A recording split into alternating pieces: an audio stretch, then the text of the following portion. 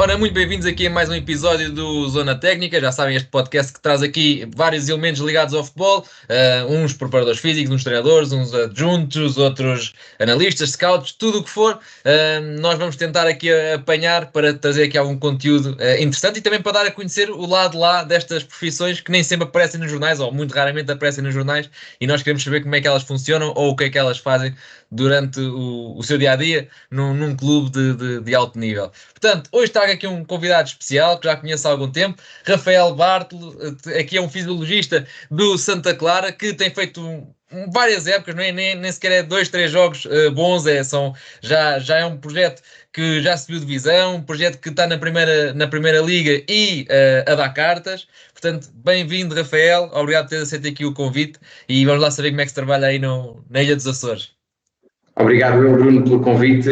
Pronto, também não estava muito à espera, mas é sempre bom, falar com um amigo, 2, poder explicar um bocadinho do nosso trabalho e dar a conhecer ao resto das pessoas no mundo do futebol. Há muita gente envolvida, há muito trabalho que muitas vezes não se vê, não se imagina, mas que hoje em dia organizações de sucesso, como o Santa Clara, têm envolvidas um monte de gente, uma panóplia de pessoas e de funções que tornam também o futebol muito competitivo e possibilidade de fazer coisas muito engraçadas e tornar equipas muito competitivas. Vou já abrir isto de uma maneira a dar-te os parabéns, né? Que faz sentido, porque sim, tu começaste, digamos assim, ou se o passado mais recente, Torriense, depois dás um passo a seguir à Alverca e depois dás outro passo a seguir Santa Clara e do nada, entre aspas, né? Que está muito trabalho aqui, mas em pouco tempo, digamos assim, ou relativamente pouco tempo, estás na Primeira Liga e num projeto como este, que sem dúvida é de elogiar porque é sustentado e tem jogadores de qualidade e tem claramente staff de qualidade. É verdade, pronto, eu fiz assim um percurso, eu não vou dizer atípico, porque eu acho que no futebol não há coisas atípicas, mas se calhar um bocadinho diferente, ou não sei, pronto, foi o meu percurso. Comecei no futsal do Torriense, quando o futsal do Torriense estava na primeira divisão distrital, surgiu essa hipótese, o treinador era meu conhecido, eu até tinha ido lá recolher uns dados para fazer um trabalho de faculdade, estava a fazer um mestrado em treino de alto rendimento, e depois surgiu essa hipótese de trazer um preparador físico, falou comigo, e realmente foi uma primeira experiência bastante agradável. Foram épocas também de muito sucesso. Subimos para a segunda e depois subimos para a primeira divisão nacional, ou seja, subimos da primeira distrital, na altura não havia terceira, diretamente para a segunda. É um projeto muito ambicioso, o Torriense hoje está na primeira divisão de futsal, um projeto com muitas condições também. Tenho a sorte de ter tido apanhar projetos com muitas condições, independentemente dos contextos mais acima ou mais abaixo. E depois também relacionado com questões de mestrado, surgiu a hipótese de ir para a Alverca, e depois a partir daí tenho estabelecido contactos, o meu trabalho tem sido bom, quero acreditar que tem sido bom, e que me tem levado aqui a outros patamares. Surgiu a hipótese de ir para o Santa Clara no ano passado, um projeto de segunda liga, muito ambicioso, mais uma vez um projeto com boas condições, bem estruturado, bem organizado, e pronto, não foi muito difícil dizer que sim, pelas pessoas envolvidas, pela forma como apresentaram também o projeto e pela estrutura que me tinham apresentado, e agora cá estamos nós na primeira divisão e esperar trabalhar acima de tudo trabalhar para que continue com o mesmo sucesso que estamos a ter até agora. Mais nada, olha, e estavas a falar bem, que de certeza que o trabalho é bem feito, porque lá está, o Santa Clara está à data da gravação deste episódio e ele vai sair entretanto nos próximos dias, portanto estou em 4º lugar, portanto acaba por de certeza que há aqui trabalho bem feito. Entrando mais naquilo que tu fazes, se calhar quem nos vai ouvir não está tanto por dentro do ramo do exercício ou do treino quanto tu estás, e eu tenho uma ligeira ideia também daquilo que possa ser, mas consegues de uma maneira simples separar aquilo que é um preparador físico ou que é um fisiologista, ou se é tudo igual, só para quem nos vai ouvir também ficar já enquadrado? Sim, separa-se até bastante bem. O preparador físico, por norma, é a pessoa que está mais ligada à equipa técnica. As equipas técnicas hoje em dia quase todas têm um preparador físico, que às vezes é adjunto ou não, às vezes tem nível treinador ou não, a maior parte deles hoje em dia já tem, que é a pessoa que está responsável por operacionalizar o treino no campo. E com isto eu quero dizer, é aquela pessoa que está responsável por olhar para os exercícios na sua componente tática e técnica e conseguir com eles atribuir uma vertente física que se possa traduzir também no jogo, tendo em conta aquilo que é o planeamento do dia, tendo em conta aquilo que é o objetivo do dia, da semana e do mês. Mês, raramente a gente fala nisso, pronto, futebol vive-se muito semana a semana, a magia acontece ao fim de semana. Então o preparador físico é exatamente esse treinador da vertente física, que está muito responsável por operacionalizar a parte física do treino, a parte física que está relacionada com os exercícios dele, ou seja, podem ser mais analíticos ou não, ou seja, podem ter bola, podem não ter bola, podem ter recurso a materiais diversos, saltos para a caixa, barras, etc. Pode não ter recurso a nada disso, mas são exercícios com uma vertente muito física, o objetivo é físico, mas também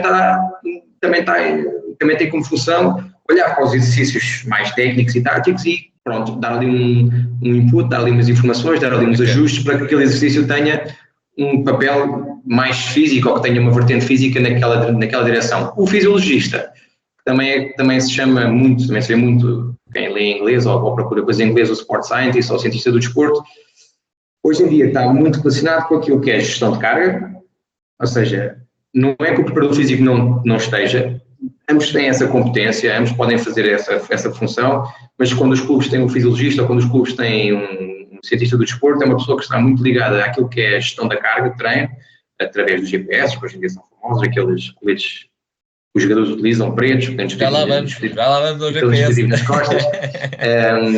Pode ser, às vezes, há testes que nós fazemos, pequenos testes de força, que nos conseguem dar informações sobre o estado de recuperação do atleta, questionários, ou seja, os atletas todos os dias preenchem um questionário à chegada do treino, onde respondem como é que foi o sono, como é que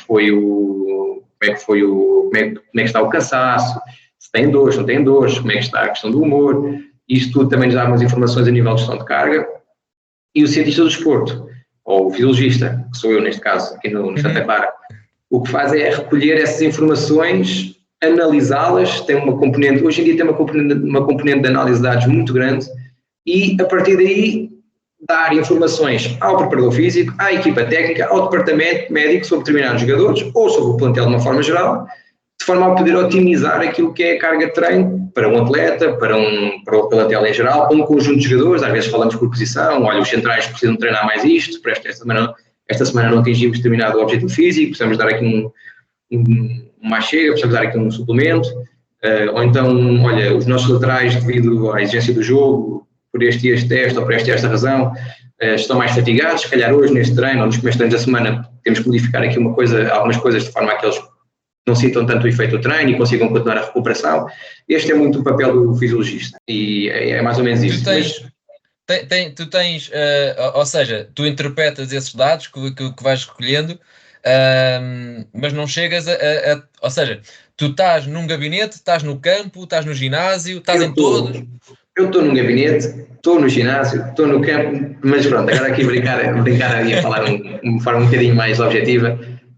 Eu estou maioritariamente no gabinete, eu chego ao clube, a primeira coisa que eu faço é chego ao clube, sento, abro o computador e analiso as respostas aos questionários. Eu mando o link para os atletas respondem, aquilo chega-me e entra numa folha de Excel que eu tenho e a partir daí eu analiso. E com base nessa análise, o que eu digo é, olha, digo logo ao preparador físico, atleta A tem um cansaço acima do normal para este dia, ou ainda não recuperou, ou a curva de recuperação não está tão rápida, está um pouco mais lenta, a gente precisa dar aqui uma atenção especial a este atleta, o nível de dor dele também está um pouco acima do normal, e a partir daí o preparador físico já pode ou não fazer algumas alterações ao treino, colocar os jogadores como joker, ou alterar as dimensões do campo, pronto, a partir daí já é mais o trabalho dele.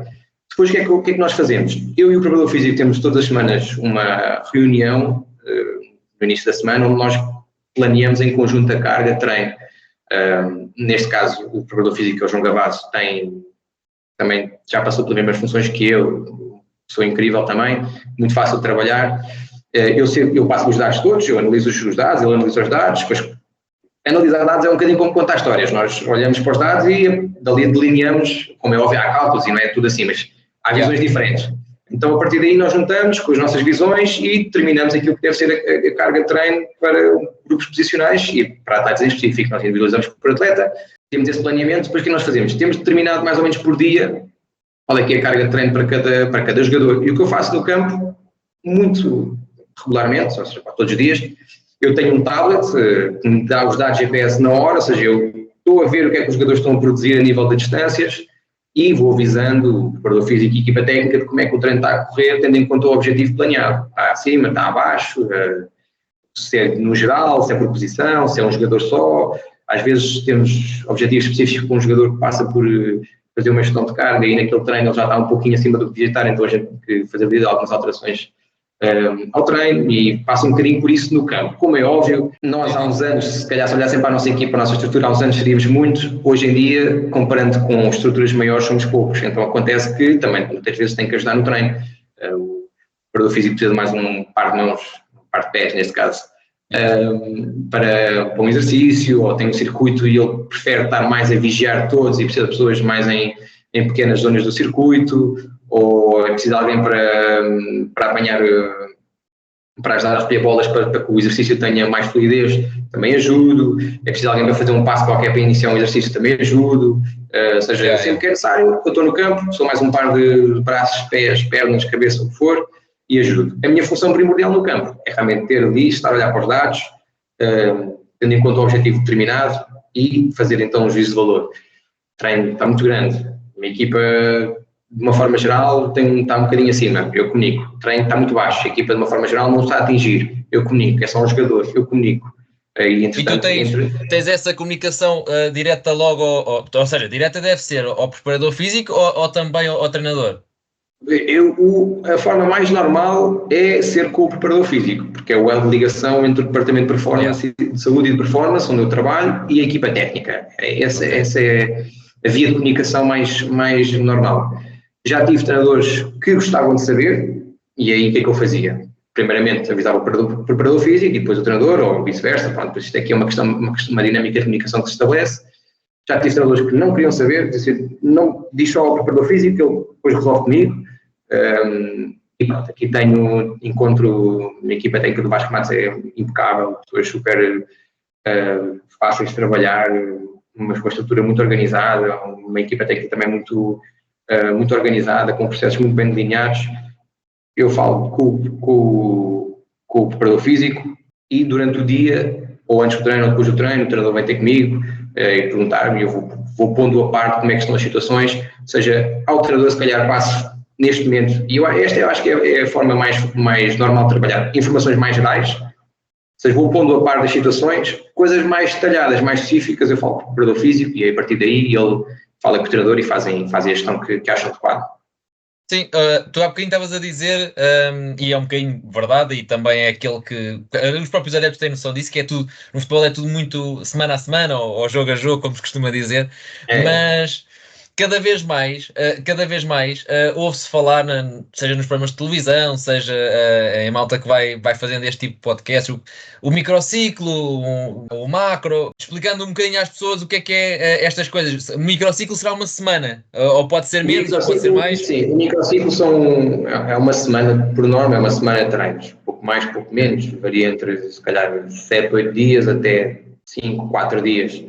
Pode haver microciclos, ou seja, semanas de treino tem 2 jogos, pronto. Pois. E nós chamamos isso um microciclo congestionado, tem 2 jogos. O mais normal para a maioria das equipas da Primeira Liga é um microciclo regular, 5 treinos, 4 treinos e um jogo. Por norma é 5 treinos mais um jogo. Joga-se, há uma folga, depois haverá um treino 2 dias depois do jogo, onde só treinam alguns jogadores, aqueles que têm menos minutos de jogo ou que não jogaram, os outros continuam a sua recuperação e depois é 4 treinos com o plantel todo. Portanto, é o menos 4, o menos 3, a gente conta de forma regressiva, ou seja, o menos 4 será o treino, falta 4 dias para o jogo, o treino menos 3, pronto, e esse será a realidade mais normal da maioria das equipas. Acontece às vezes quando há jogos da taça à meia da semana, numa fase inicial a taça joga-se ao fim de semana, depois passa a jogar à meia da semana, então aí já temos, se chegarmos a essas fases da taça, já temos 2 microciclos. Nós tivemos a felicidade, por virtude da nossa vitória da segunda Liga, da nossa conquistada da segunda Liga, de jogar a Taça Liga deste ano, que tem um formato um bocadinho diferente, Então aí o jogo da Taça Liga foi a meio da semana, pronto. E as equipas têm competições europeias, têm mais microciclos destes com 2 jogos, meio da semana e final da semana. Mas por norma microciclo é uma semana de treinos que antecede o jogo. Ok. E vocês participaram na Taça da Liga e na última eliminatória da Taça Portugal seguiram em frente com a vitória. É verdade, contra o Famalicão. Tivemos a nossa trajetória positiva. O ano passado fizemos uma Taça Portugal também muito positiva, chegámos aos quartos de final com o Porto, um jogo até bem disputado. Teve lá aquela condicionante, realmente ficou interrompido ali aos 27 minutos. Pronto, mas são coisas que acontecem, faz parte. Jogar nas ilhas, tanto nos Açores como na Madeira, tem estas coisas. O Benfica este ano também teve um jogo interrompido lá na Choupana por causa do tempo. Sim. O tempo aqui é imprevisível. É complicado.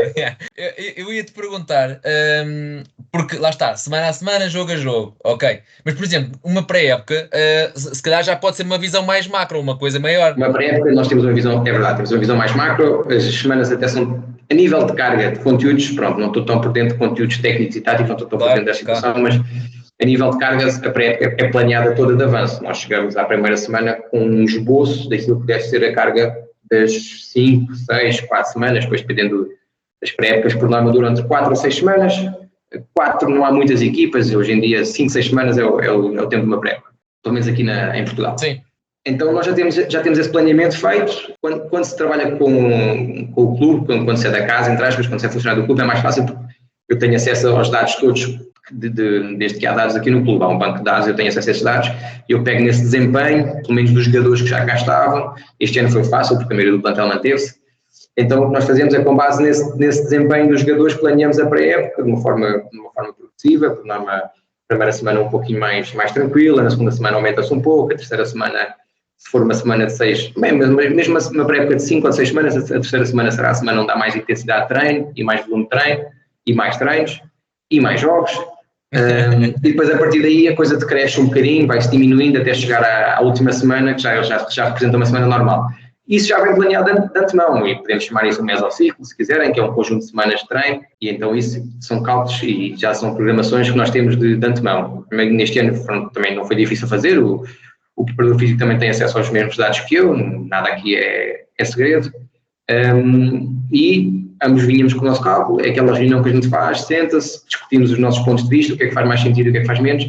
Depois, como é óbvio, volta-se a viver semana a semana, porque isto é o nosso planeamento que vem, no início da pré-época, mas depois, cada semana acontecem coisas, ou a gente percebe que os jogadores não estão a reagir tão bem a um determinado plano, se calhar foi muito ambicioso o plano de carga, ou ao contrário, percebemos que afinal dá para aumentar um pouquinho mais, que eles estão a responder bem, a equipa está a responder muito bem, e tem que fazer ajustes semana a semana.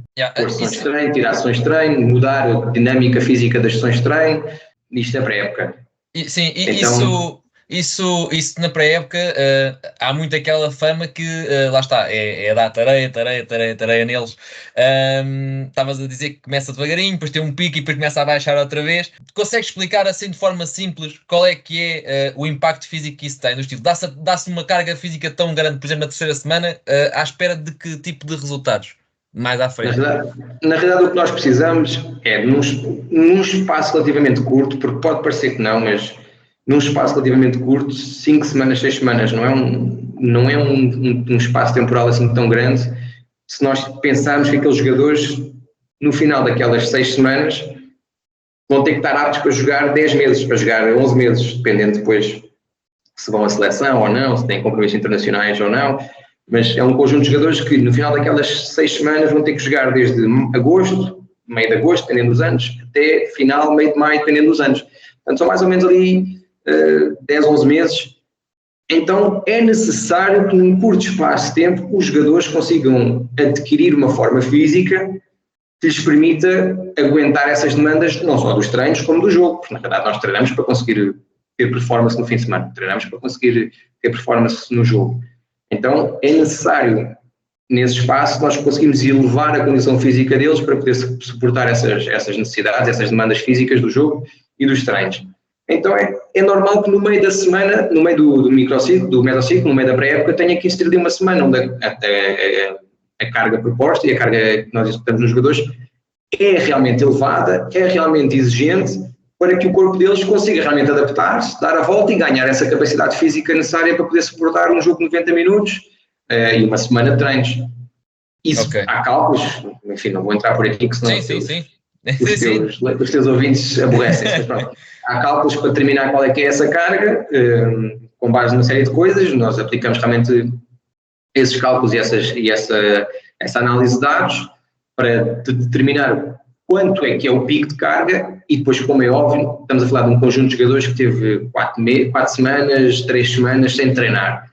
Isso tem um impacto muito grande. Por exemplo, a condição aeróbica, o VO2 máximo, é uma coisa que uma semana sem treino já se perde um pouco. A força muscular, 2 semanas, 3 semanas sem treino já se perde bastante.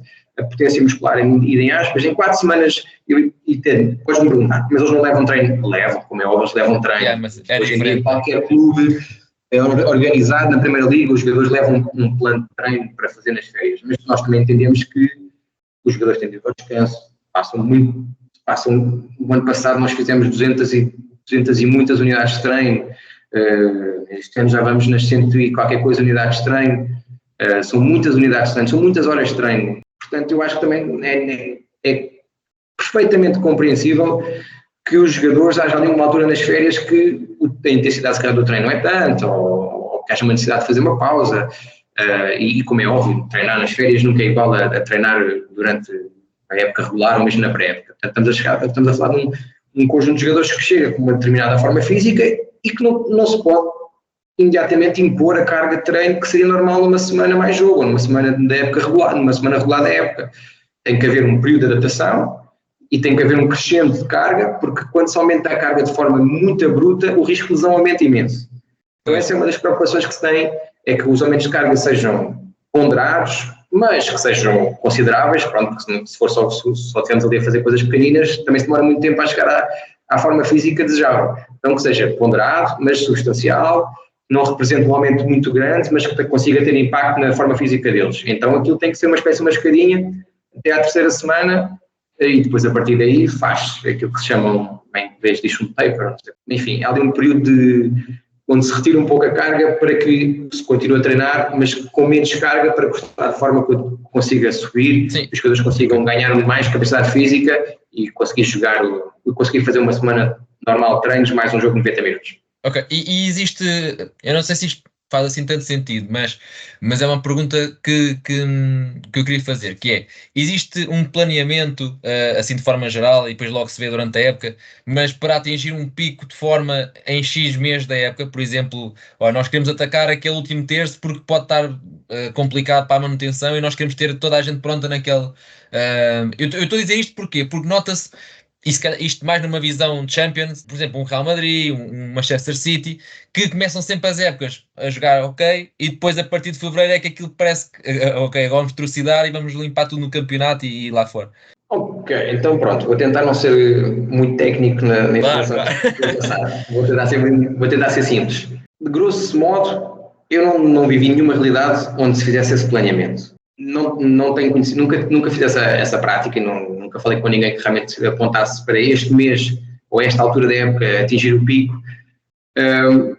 Primeiro acontece que o futebol não é um desporto onde se atinge um pico de forma. O que nós procuramos no futebol não é que o jogador esteja no seu pico de forma, porque é impossível manter um pico de forma mais do que, cientificamente falando, mais do que 2, 3 semanas.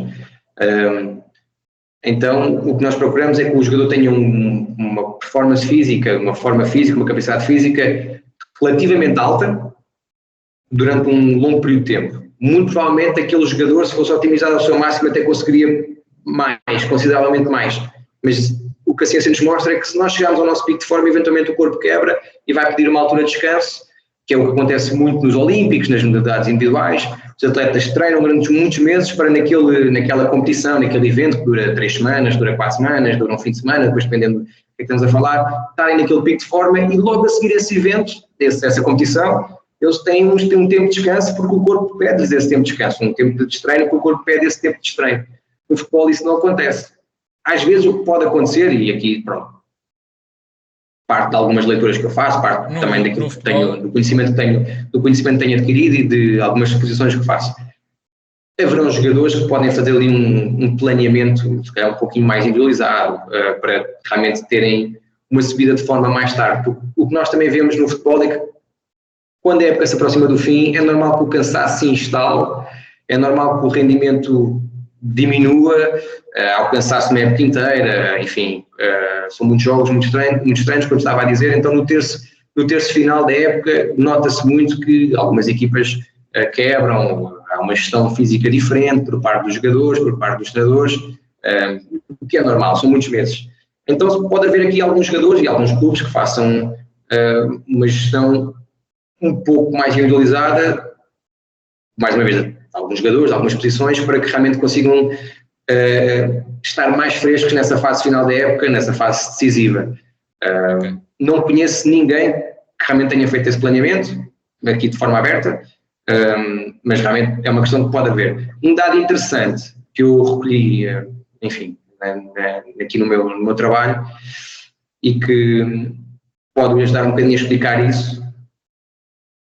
As equipes, pronto, li aqui numas investigações que fiz e nos artigos, as equipas que por norma planeiam jogar para ganhar campeonatos têm uma pré-época um pouquinho diferente, se calhar uma pré-época que não termina naquelas 6 semanas, do ponto de vista metodológico, mas que se estende mais umas semanas, porque preferem fazer as coisas de uma forma mais gradual, atingir aquela fase de carga de uma forma mais gradual,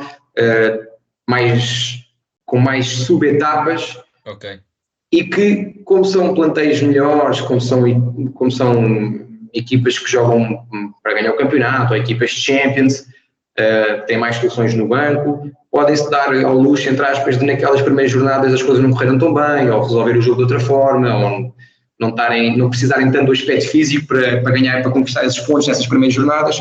E pode acontecer que essas equipas então realmente despontem aí um bocadinho também nessa fase mais meio da época, porque tiveram uma pré-época não tão condicionada, mas um bocadinho mais espalhada, e se calhar consideram lá aquelas 2 primeiras jornadas como parte da pré-época, mais uma vez, não de um ponto de vista prático, mas de um ponto de vista metodológico. Isso pode fazer diferença. Outras equipas, que se calhar dependem mais do contexto, como tu dizes, não é? Se calhar o último terço da época é diferente, dependendo daquilo que aconteceu, se calhar no último terço da época estão mais tranquilas ou não, podem estar a jogar para evitar a descida de divisão, podem estar a jogar para a manutenção. Por norma, essas equipas, e que têm plantéis diferentes, com menos soluções, com menos recursos, por norma, essas equipas dependem um pouquinho mais da parte física, do contexto físico, e preocupam-se então naquele espaço de 6, 5 semanas, condensar um bocadinho mais essa vertente física, realmente atingir naquela terceira semana aquele período de carga mais forte, para que depois, nas primeiras jornadas, a equipa fisicamente já esteja um pouquinho mais acima e consigam conquistar esses pontos no início do campeonato, que muitas vezes revelam importantíssimos na fase final do campeonato. A gente nota muitas vezes que as equipas que descem ali as primeiras jornadas não foram muito positivas e perderam-se muitos pontos. E isso faz a diferença no final nas contas da manutenção. Olha, tu quando, isso já, só para fecharmos aqui a parte de planeamento físico e de pré-época, é muito usado por todos os clubes no dia da apresentação ou no dia a seguir na pré-época, porem as fotos ou os vídeos dos atletas todos em máquina XPTO e a fazer N exercícios, caretas e não sei o quê. Aquilo é exatamente o quê? Depende, enfim, tens imensas máquinas. Ou seja, é para fazer, é para extrair o pequeno. Olha, tens um que é exigente, que é muito exigente, que chama-se, é um dinamómetro isocinético.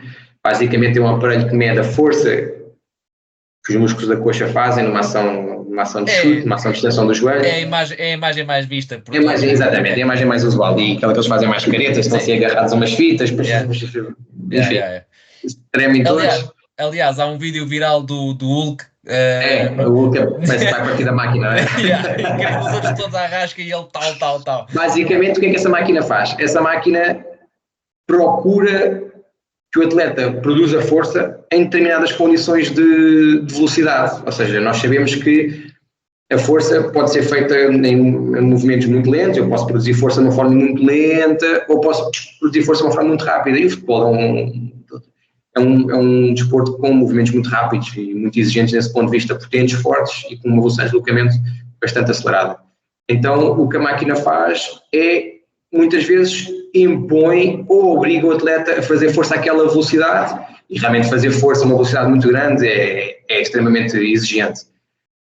Pois é necessário que eles não se mexam muito, portanto, por isso é que tem aquelas fitas, é necessário que eles, o incentivo verbal é muito grande, o incentivo verbal nesse tipo de testes é muito grande, tanto os treinadores como a pessoa que executa o teste gritam muito, porque está provado na ciência que o feedback verbal agressivo ajuda a produzir força e que melhora a fiabilidade do teste. E então, enfim, um sujeito sentado numa cadeira tem que fazer muita força, muito rápido, muitas vezes, algumas vezes é a máquina que impõe a força e tu tens que resistir, uma das partes do teste é essa, e depois com muitas pessoas a gritarem, o mais normal é tu fazeres caretas e teres vontade de partir a máquina, e depois quando tens muita força como o Hulk, parece mesmo que vais quebrar aqui. Não, é incrível, são imagens que ficam, que o adepto está em casa a ver aquilo e diz, não, agora estão a trabalhar à sério. Mas os testes pré-época são coisas exigentes. Tanto para nós, que são muitas horas a analisar muitos jogadores, como para eles, que enfim, são ali 2, 3 dias bastante exigentes e chatos. Chegar ao clube, fazer análises, fazer a consulta com o médico, fazer o teste de força na máquina, depois tem que fazer o teste de salto, para ver quanto é que ele salta. Depois tem que fazer o teste de salto, tem um para cima e um para a frente, depois tem um com um pé, depois tem um com outro pé. Depois um só teste não dá, tem que ser 2 testes pelo menos, porque uma medida pode ser, tu fazes uma medida e podes dizer assim, olha, isto pode ter sido engano, pode ter sido a máquina que mediu mal, pode ter sido eu que não vi bem, então fazes 2 testes ou 3 e fazes a média, ou fez o melhor. Depois dali vai para a fisioterapia, mais força de adutores, força dos músculos que chutam, força dos músculos que correm, os perímetros, é o dia todo na máquina, depois tem que ir fazer a prova de força à passadeira. Depois, no final disso tudo, ainda vai ao campo, fazer um teste de condição aeróbia, tem que correr não sei quantos metros, não sei quantos segundos, e sai ali com os golpes de fora. Isto tudo, depois de virem de férias, que tem ali daquele momentinho impecável com a família. Então, quando as épocas correm bem, são sempre as férias abençoadas, a gente conquistou o objetivo da época, vamos sempre umas férias impecáveis com a família, sentimento de satisfação, depois chegamos ali, naqueles 2, 3 dias é uma carga de trabalho, se eles coitados sofrem um bocadinho, nada bem. Olha, e passando aqui para o GPS, aquilo é exatamente o quê e para quê? Aquele colete que eles têm, o que é que tu recebes e o que é que aquilo... Okay. Eles levam aquilo para casa, não? Não, aquilo fica sempre no clube, são pequenas unidades, eu estou aqui à frente deles, que se metem no colete. O colete, nem todas as marcas são aprovadas pela FIFA. Há GPS de meter nas meias, há GPS, agora há uns de meter nas botas. A FIFA diz que eles têm que ser no colete, entre as omoplatas. Pronto, aquilo tem uma série de regras e especificações. Isto para jogos internacionais. Pronto, pois há aqui coisas que mudam um bocadinho também nas condições domésticas. E depois que informa, pronto, aquilo eles recebem, eu dou-lhes isto antes do treino, eles metem no colete, treinamos, no final do treino eles devolvem-me e eu depois, isto tem um processador lá dentro e uma espécie de uma pen que armazena dados, depois eu descarrego esses dados, tem um software de análise que me diz quanto é que eles correram, nível de distância, o tempo também, quanto é que eles correram em determinadas zonas de velocidade. Nós temos uma zona de alta velocidade e uma zona de sprint, portanto, dentro das zonas mais rápidas diferenciamos entre duas. Alta velocidade é entre os 19.8 e os 25.2 km/h, sprint é acima de 25.2 km/h. Diz-me quantas vezes é que eles aceleraram, e depois dentro das acelerações eu posso escolher só as intensas, só as todas, só as do meio. Pronto, nós por norma avaliamos só as intensas, que são aquelas que realmente têm um impacto no desgaste físico maior. Quantas vezes é que eles desaceleraram, que também tem um papel importante a nível daquilo que é a função muscular. A desaceleração também é uma coisa que causa bastante desgaste, a travagem é uma coisa que causa bastante desgaste, a velocidade máxima deles durante o treino. Alguns GPS já me dizem a velocidade atual. Hoje em dia nós temos uma marca que, além de me dizer a velocidade máxima que ele atingiu na sessão, diz-me assim, ele atingiu 30 km/h, mas neste momento ele está a 20. E essa é outra coisa que eu consigo informar, por exemplo, às vezes quando fazemos exercícios analíticos de corrida, e o preparador físico diz assim, olha, eu planeei isto para andar aqui uma média de 20 km/h. Se algum tiver a 25, eu consigo dizer, olha, fulano tal, para andar um bocadinho, estás um bocadinho acima, baixa.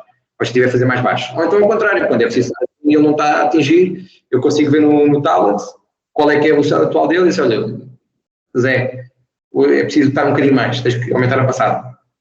Ok. E daí, nós temos objetivos para essas variáveis todas por sessão, por semana, dependendo das características da semana e das características da sessão.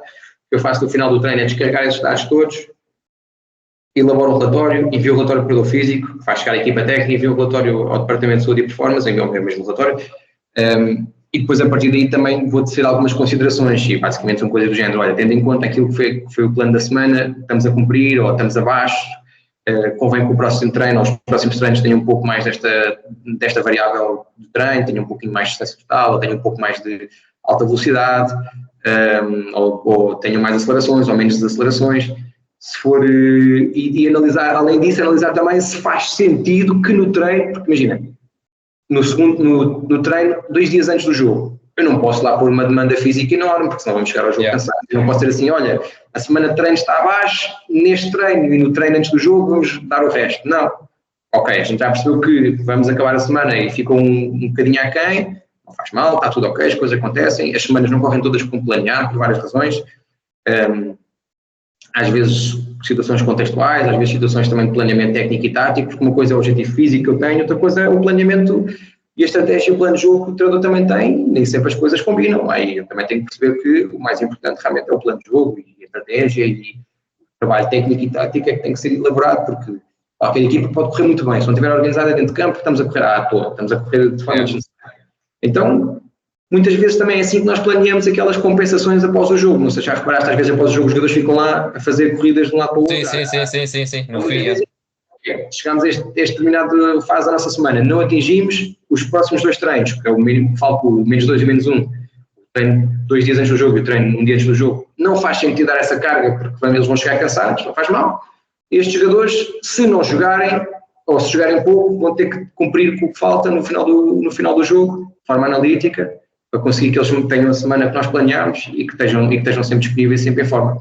Porque na realidade é muito difícil ter o plantel todo com a mesma forma física. Tentamos, o objetivo é esse, o objetivo do planeamento é esse, o objetivo de toda essa tecnologia também passa muito por aí, mas é muito difícil. Portanto, essa é uma das informações. Outras coisas que o GPS também me ajuda a dar, e que é muito importante, eu quando analiso um jogo, com os dados GPS eu não analiso só quanto é que eles correram, e isso não determina o sucesso, como é óbvio. Não posso dizer assim, corremos muito, jogamos bem. Claro, às vezes correr muito faz parte do plano de jogo, outras vezes até nem faz parte do plano de jogo, dependendo do que é que tu queres, se queres jogar com um bloco muito baixo, ou então ao contrário, se vais jogar contra um bloco muito baixo, vais ter muita bola, vais estar muito tempo instalado, se é um jogo com muitas transições ou não, mas o que é que me permite? Permite-me ter um perfil de jogo, dizer assim, ok, a minha equipa, por norma, de forma geral, na média, tem este perfil de jogo, e então o que eu faço é depois pego nesses dados e consigo passar ferramentas ao preparador físico e à equipa técnica para poderem construir exercícios. Ou seja, eu digo assim, a minha equipa andou, de forma geral, equipa para contextualizar um bocadinho, 10 km em 100 minutos. Isso dá mais ou menos 100 metros por cada minuto de jogo. Então o que eu digo à equipa técnica é, se nós queremos um exercício que me permita simular a intensidade de jogo a nível de distância percorrida, o exercício tem que andar a 100 metros por minuto. Portanto, se eu tiver aqui 10 minutos de exercício, isto tem que dar 1 km, tem que dar 1000 metros, mais ou menos. E são estas variáveis que eu ajudo aqui a fazer para ajudar a montar treinos. E faço a mesma coisa para as acelerações. Olha, nos nossos em média jogo, fazemos X acelerações por minuto. Um exercício que eu queira estimular esta variável, é aqui que eu manipulo. Pronto, crio um banco. Também outra coisa que eu faço é criar um banco de dados dos exercícios todos. E se algum dia o treinador me disser, ou se o preparador físico me perguntar, olha, aquele exercício que a gente fez naquela unidade de treino, quanto é que deu? Olha, deu tanto. Cumpriu? Sim. Não cumpriu? Como é que a gente pode alterar isto para cumprir? E esse é o papel que o GPS nos ajuda, a criar um banco de dados, de soluções, que eu consigo, relembra-me lá aquele 3x3 que nós fizemos com transição no dia tal. Pumba.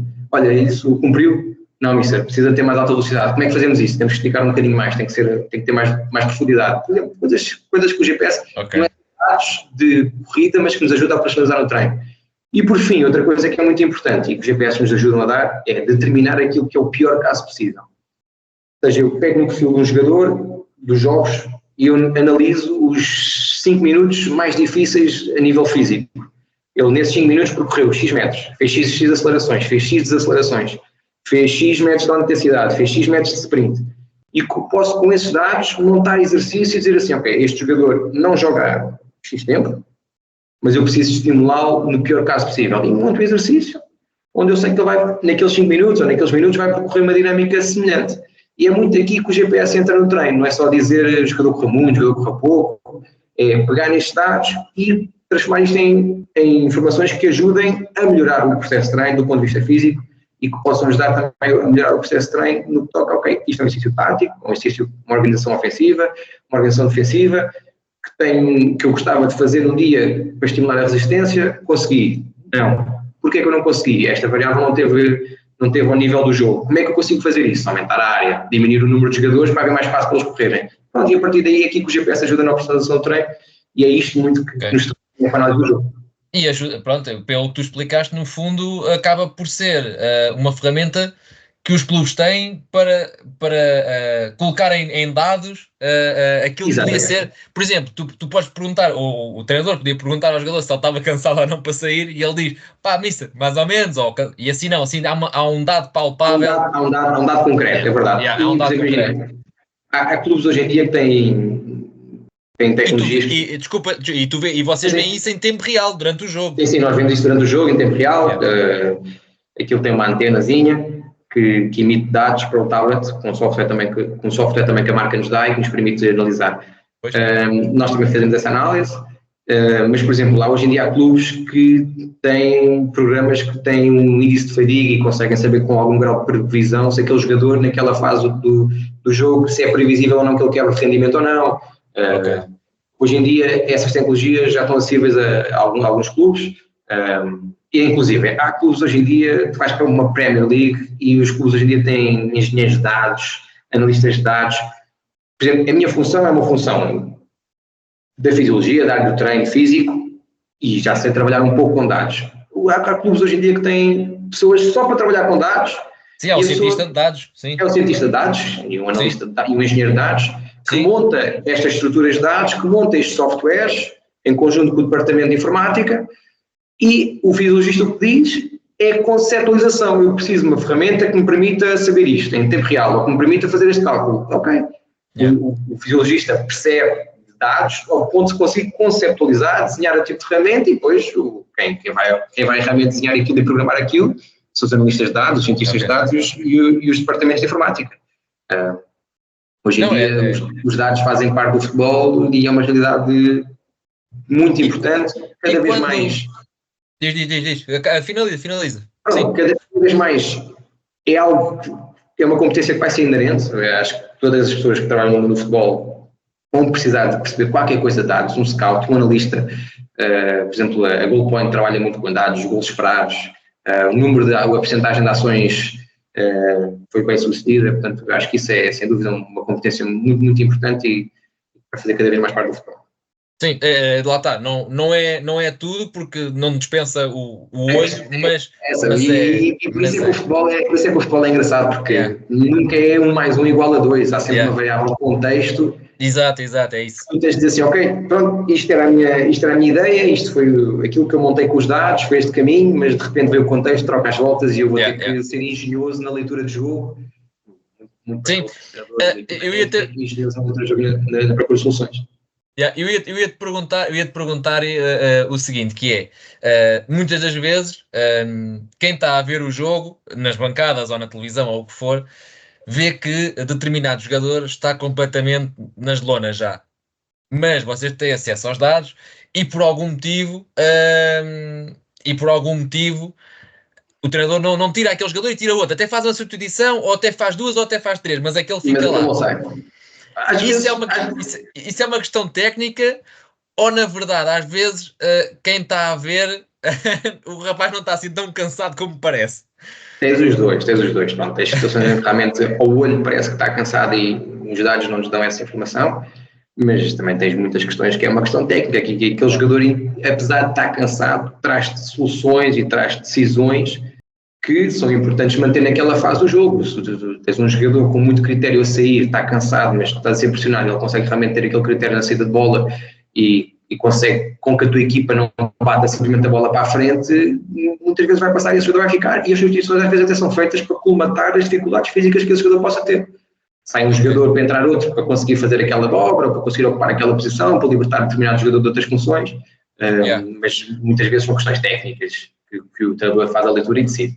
Sim, e já agora, os jogadores gostam de ter, não sei, gostam, quer dizer, os jogadores têm acesso a esses dados que vocês tiram? Tem. Ou gostam, se calhar alguns não ligam, há outros que gostam de saber, se calhar, eventualmente. De forma geral, eles gostam de saber. De forma geral, eu acho que eles gostam de saber. Aqui nós partilhamos. Não sei se partilham em todos os lados. Eu já ouvi de treinadores que não gostassem que esses dados fossem partilhados, mas aqui partilhamos.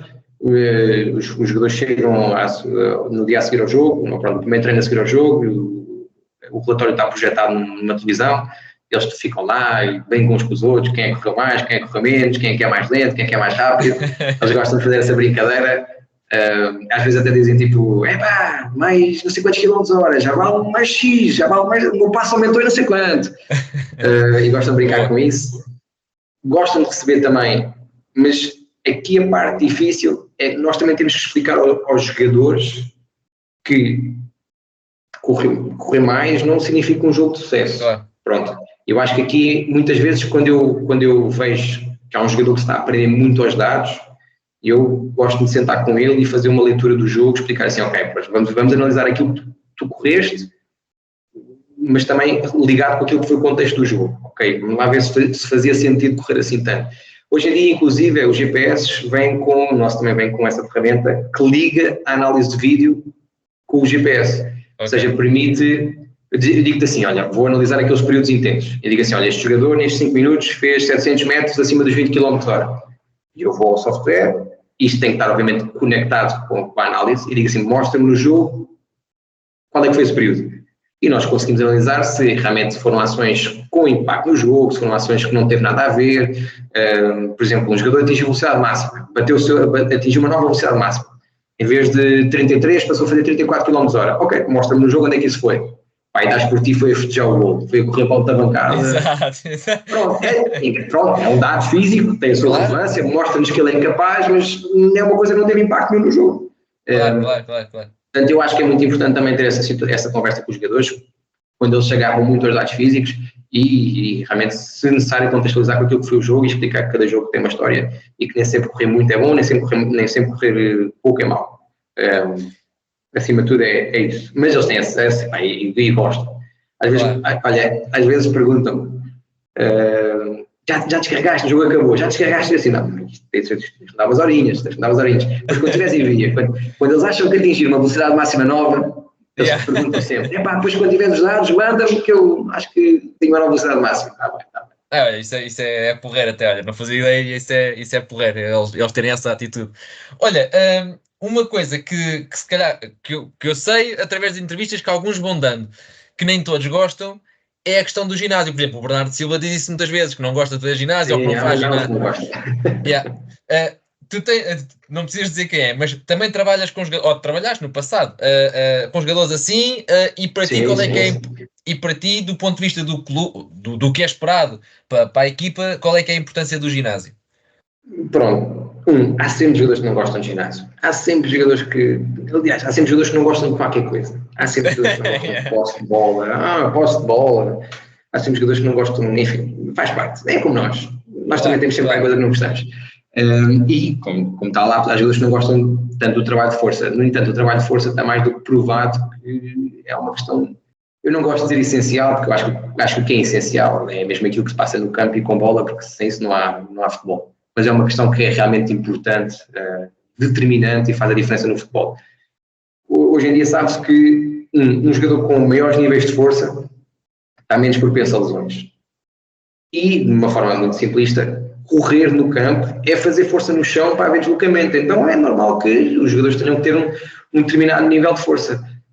E as ações que levam ao golo têm todas uma componente de força grande. Um sprint para uma desmarcação, é preciso um atleta forte para ser rápido.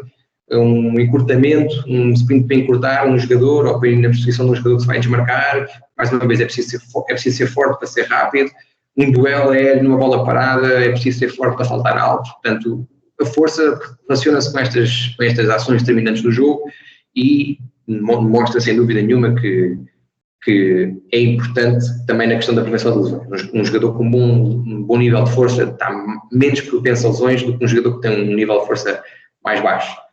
Pois o que acontece também é que nem sempre, e isto também é importante também, fazer os jogadores entender, e dois, também fazer as pessoas lá em casa entender que nem sempre treinar força e ir para o ginásio levantar pesos old school, um bocado como a gente vê nos filmes. Às vezes treinar força é saltar, é fazer saltos para a caixa. Às vezes é fazer coisas com menos peso, mas mais velocidade. Ou seja, eu estou a trabalhar a força num regime mais rápido, consigo com que o meu atleta consiga fazer essa força no espaço mais curto de tempo. Isso é realmente aquilo que nos ajuda a ser mais rápidos. Às vezes fazer força, ou treino de força, fazer exercícios mais pequenos, para músculos mais pequenos, durante um tempo mais prolongado, mais resistência do que propriamente força, mas que sabemos que aquele músculo é um músculo que está sempre em solicitação. O adutor, por exemplo, é um músculo que no passo está sempre em solicitação. Se calhar podemos trabalhar num regime um bocadinho diferente.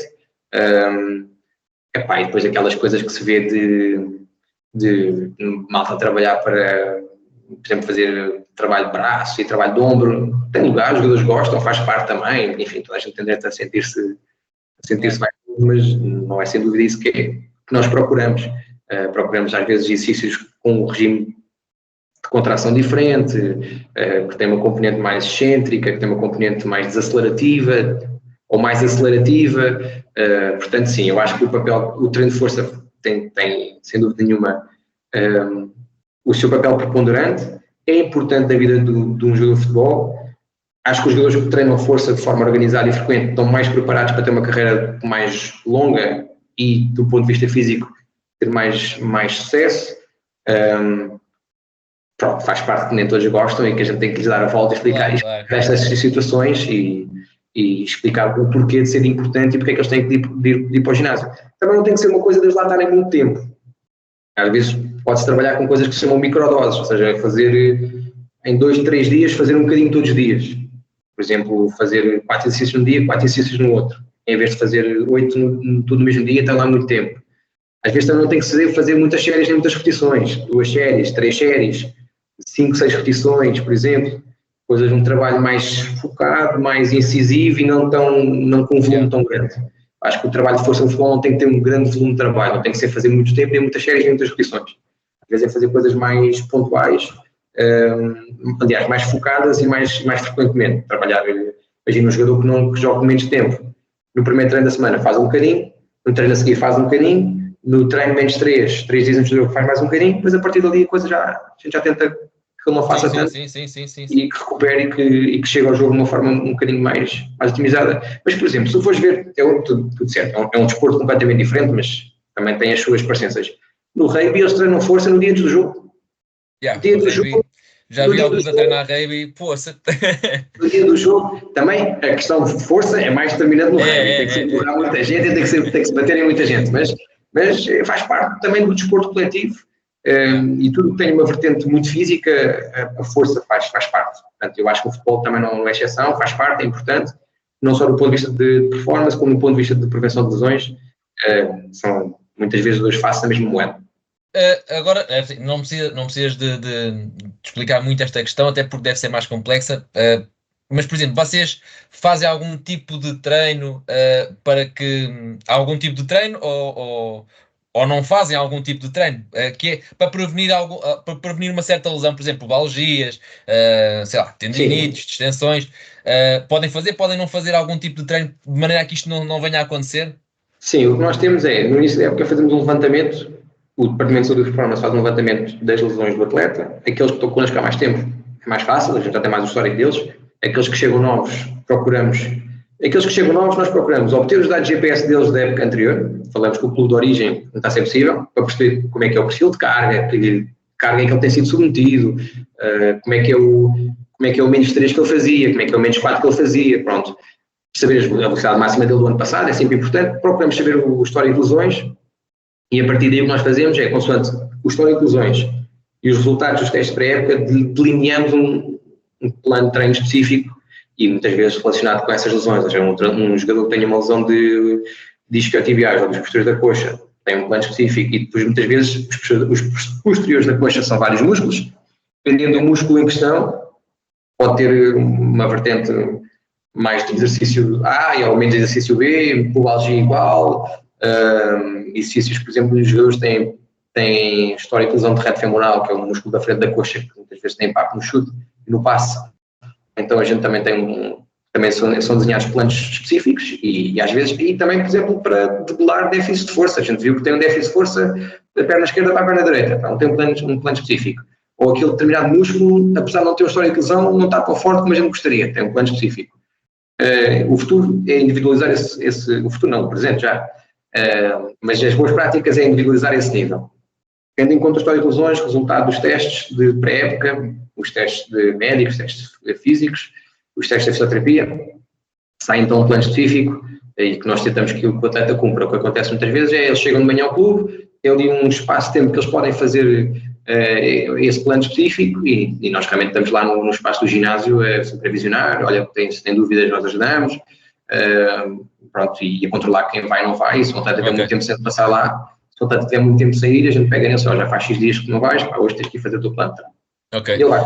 Já agora que estamos aqui a falar em planos de treino específico e para finalizarmos aqui este episódio, também existem planos de treino específicos, por exemplo, para laterais, para centrais, para extremos. Por exemplo, os extremos a gente quer rápido, vão treinar velocidade e os outros não precisam. Centrais, queremos gajos maçudos, por exemplo. Existe isso? Pronto, eu não diria que há assim tanto por posição. Ok. Como é óbvio, há um perfil de atleta para aquela posição. Nós também temos, todos os clubes têm, consoante o modelo de jogo, consoante o esquema tático, tu podes ter o mesmo esquema tático com nuances diferentes, jogar mais por fora, jogar mais por dentro, jogar mais apoiado, jogar mais direto. Portanto, consoante essas situações, tens um perfil de atleta. E como é óbvio, quando se desenham exercícios no campo e fora do campo, também temos atenção a essa situação. Agora, nós olhamos muito à individualidade do atleta. Eu posso ter, por exemplo, um central que não tem assim tanta massa muscular, por exemplo, mas que faz muito bom uso da força, tem muito boa força relativa, que é a força que ele consegue fazer por peso. Okay. Imagina, eu digo assim, olha, este central não é muito musculado, mas consegue levantar 2 vezes o peso do corpo, tem muita força. E se eu vejo que ele dentro do campo resolve os problemas e resolve as situações sem necessidade daquela massa muscular, também não nos vou impor isso. É preciso que eu veja que ele consegue cumprir a função dele, resolver as situações que o jogo lhe impõe e ter sucesso na tarefa da posição dele. Mesma coisa para os laterais. Ok, se eu vejo que o lateral precisa de mais velocidade, como é óbvio, haverá um plano direcionado para isso. Mas, como para o lateral, como para qualquer jogador, se eu preciso, um jogador precisa ser mais lento ou ter mais força, ou se nós vemos que há necessidade de ele ter um pouco mais massa muscular por determinada razão, há um plano específico para isso, mas muitas vezes não é assim tão ligado à posição, é mais à necessidade individual e à necessidade que aquela posição possa ou não ter no modelo de jogo. Mas assim, por posição, não. Okay. Agora, muitas vezes acontece que naquela posição as lacunas muitas vezes são semelhantes. Às vezes acontece também, não é? Sim. Pronto, aqueles jogadores que têm o mesmo perfil. Portanto, os centrais raramente são os jogadores mais rápidos da equipa. De uma forma geral. Às vezes pode acontecer que isso é uma lacuna e a gente diz, a posição dos centrais. Não tem a ver com os centrais, tem a ver com o jogador em questão, mas pronto, também um bocadinho por seleção. E na verdade um central que não é rápido pode treinar a velocidade, pode melhorar qualquer coisinha, mas não vai passar a ser o Bolt entretanto. É verdade, pronto, também há limites pessoais, isso aí depois também depende muito um bocadinho daquilo que... E aí muitas vezes também está ligado ao trabalho do scouting e da prospeção dos jogadores, que ok, temos este perfil, o jogador já tem esta característica, não tem, está muito longe. O que pode acontecer é haver um treinador que queria jogar em bloco baixo e o central não precisava de ser rápido, e entretanto veio com uma ideia diferente e se calhar o central já tinha que ser rápido e agora já não é, mas isso por exemplo, também pode acontecer, também faz parte, não é? E o futebol muda todos os dias. É verdade. Olha, Rafa, chegamos assim ao fim, pá, olha, aprendi imenso, pá, foi... espero que não tenha sido muito maçador acima de tudo. Não, foste super eficaz a simplificar uma coisa que deve ser muito mais complicada no dia-a-dia do que foi neste episódio. Pelo menos tentei. Não, mas tentaste com sucesso. Aliás, vocês no Santa Clara têm feito tudo com sucesso. Mas tem que ter muito bem, mas continuar a trabalhar. O segredo é o trabalho. É isso. Olha, queria-te agradecer a disponibilidade e teres vindo aqui explicar o que é que faz um fisiologista. É menos uma profissão que eu tenho que trazer, entretanto. Esta já está, entretanto, vou dar a vez a outras. Mas pronto, olha, era agradecer teres vindo cá. Eu é que agradeço. É sempre bom estes convites, é sempre bom vir explicar também um pouquinho do nosso trabalho, um pouquinho deste projeto muito bom que está aqui nos Açores. E olha, prazer ver-te e prazer falar contigo. Ora essa. Pronto, e para quem nos ouve nestes episódios do Zona Técnica sobre estas profissões que a gente não ouve falar todos os dias, é só aguardar que venham mais episódios com outras pessoas também igualmente interessantes. Até breve.